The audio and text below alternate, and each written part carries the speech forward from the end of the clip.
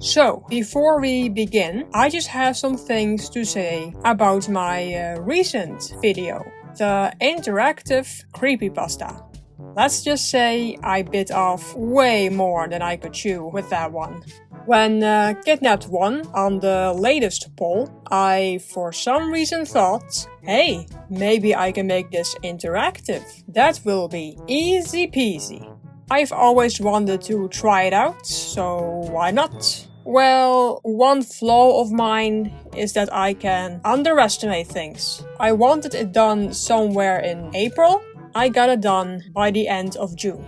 Furthermore, I also underestimated how busy I would be in April and June.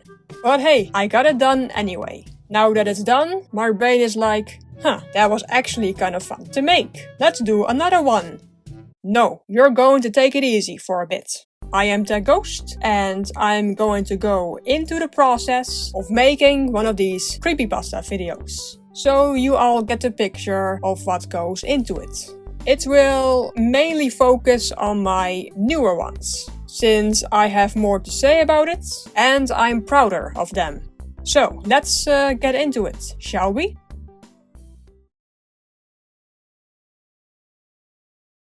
So, I was actually kind of young when I had made my first creepypasta about the classic character Herobrine. I don't know exactly when I made this video. I suspect around 2010 to 2015. I already had a thing for scary stuff back then. You can watch the full video on my channel. Years later, I came across Minecraft Creepypasta videos. Along came Josh, along with Mr. Honeybun, were my main inspirations at the time.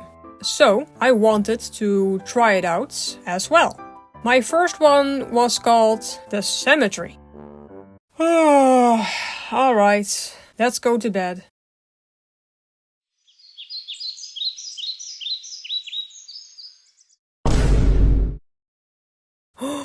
Holy moly! Alright, here comes some more. I know it's cheesy, but thanks to all of you who continue to support my channel.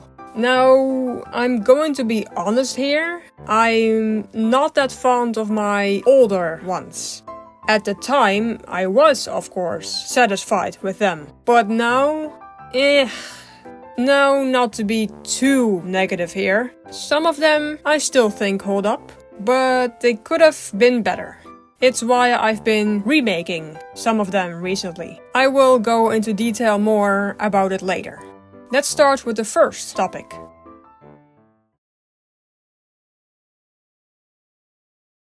Every video of mine starts out with a script. As you can see, they probably have tons of grammar mistakes. Although these scripts are just for me. I type in what will happen, the directions the characters will take, and describing the locations. I also type at the bottom what I would need to make for the video. During filming, the script will be at my side, so I can follow it accurately.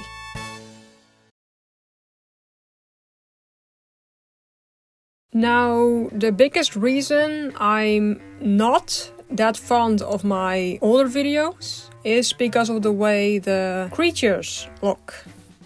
Since I didn't have any other tools at the time, I resorted to green screen, keyframing, animation, and cutouts.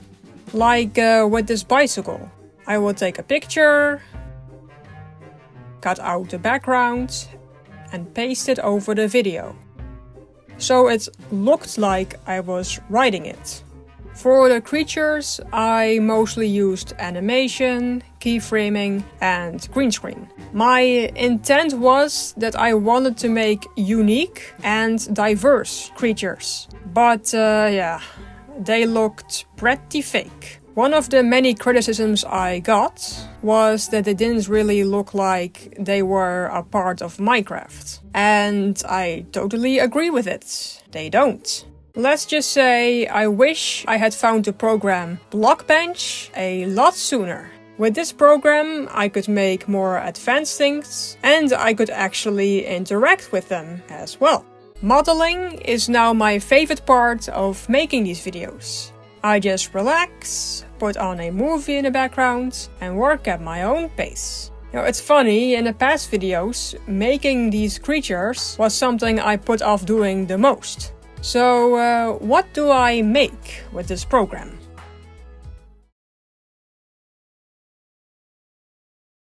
To sometimes make the environment more lively, I make custom blocks. Like in the Speaking Woods remake, I made a custom TV, a deer head, and a hunting rifle. Going back to the bicycle, I'm also able to make working vehicles that I can ride. It's honestly really fun testing it out.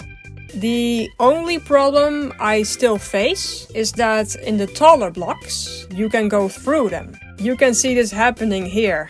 I still need to find a fix for that.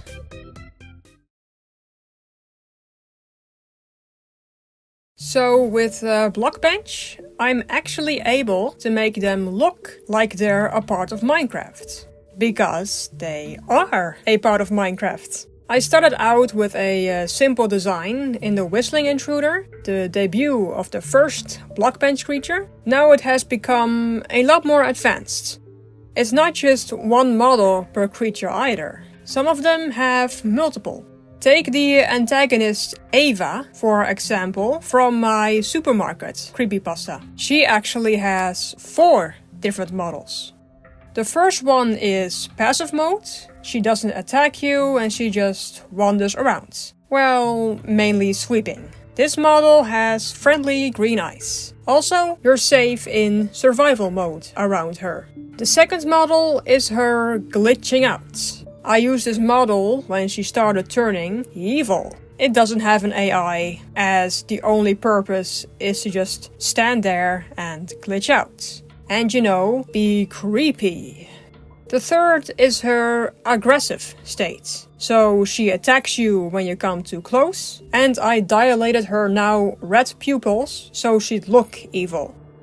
Now, I did have an attack animation, however, it didn't really work as well. Which is why I sort of used a cheesy jump scare at the end. I will improve on those in the future. I also made some additional models, like her peeking around the wall. The creatures in the church creepypasta had this as well. I also included a transformation scene. I want to improve on this sort of thing in the future as well. So I keep calling them creatures, however in Minecraft they are just mobs. I mostly have control over them. I use lots of commands to get them to do what I want, like walking in a certain direction or having them play a certain animation. But sometimes I don't have control, like I showed in the bloopers of the Whistling Intruder. Or this outtake of the supermarket video. Here, Ava just got stuck in a corner and stayed there. And sometimes things just go wrong. I don't have it on film sadly, but while filming the kidnapped video, one time the main antagonist was walking like a crab. I had to fix that with an additional command. I was once asked if I ever get scared myself making these creepypastas. As you can see, no. Also, I know what's going to happen and I know there's no actual threat here. Unless the AI suddenly comes alive and attacks me for real. I also make some extra models to also make the environment more lively. Like adding villagers with shopping carts. I just wanted to mention them because they're still funny to me. Now, modeling isn't the only thing. I still need to get these entities into Minecraft. And since I don't know how to code, I use mCreator. I want to learn coding someday, but for now, mCreator works just fine for what I want. It's always a treat to see your own stuff in the game. Now that I went over my favorite part of the process, it's time to go over my least favorite parts.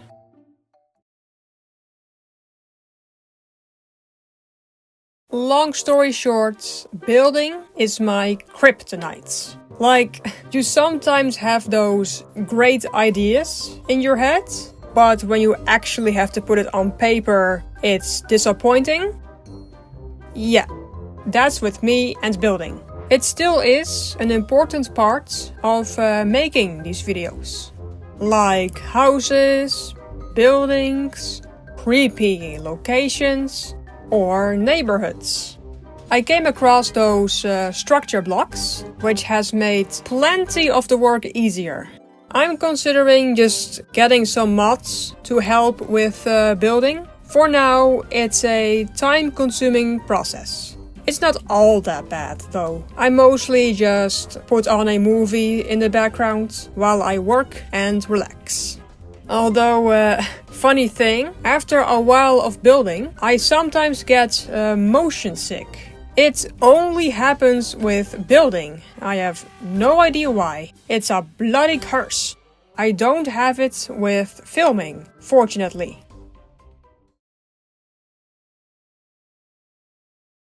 So, for filming, I use the simple program QuickTime Player. It gets the job done, so it works. The toughest part of filming these videos is that I mostly film them in one take. So when I make a mistake, I would have to reshoot an entire scene. As I mentioned before, I have a blooper reel of the whistling intruder. That video took a bunch of takes because I kept making the smallest mistakes. And that's why a script is necessary. I also keep a note document full of Minecraft commands I need for the video. What can also be annoying about filming is that the game itself glitches at times. As you can see here, it looked like I cut something, but I didn't. The game itself just shut up. I wasn't going to reshoot the entire thing because of one bug, so I left it in. All in all, filming can be the most stressful part, because I constantly hope that everything goes as planned.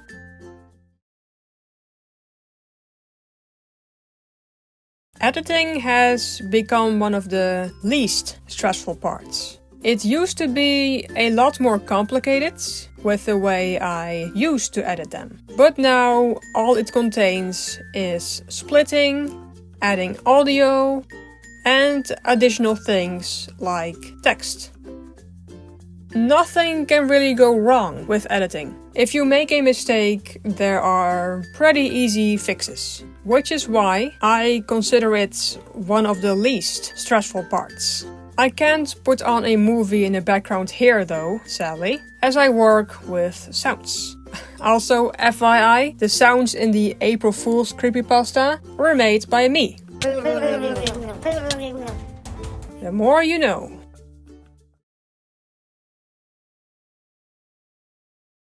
The last part of the process is, of course, the thumbnail.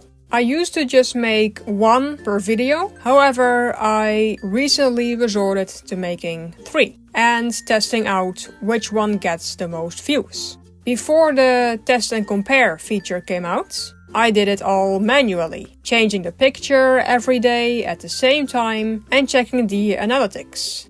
The A/B testing feature will probably help a lot. Very curious to see how that will play out. Making the thumbnails is also pretty relaxing.